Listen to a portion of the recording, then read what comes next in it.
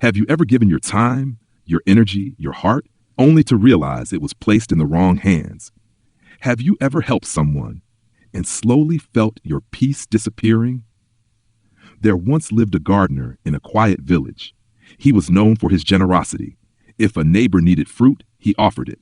If someone's soil was dry, he shared water. If a traveler passed through hungry, he gave from his own harvest. His garden was the most beautiful in the village. Roses bloomed in deep crimson. Vines climbed wooden arches gracefully.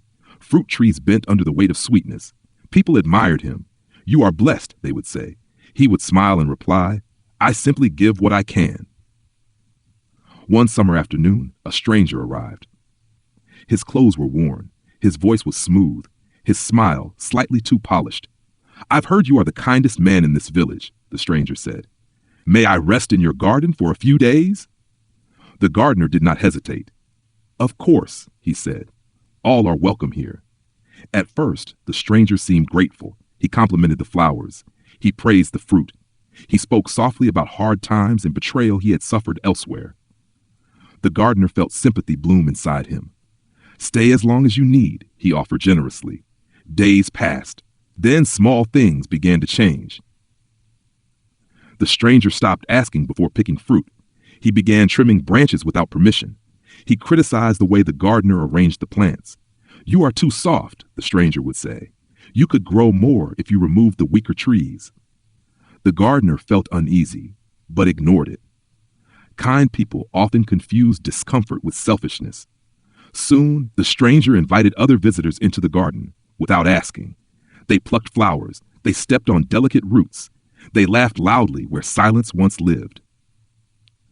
The once peaceful garden began to look tired. The gardener worked harder to fix the damage, watering more, pruning more, smiling more.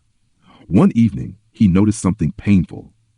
The oldest tree in his garden, the one planted by his father, had been cut deeply at its trunk. Sap bled from its wound. "Why?" the gardener asked softly. The stranger shrugged. "It was blocking sunlight. Sometimes you must sacrifice to grow."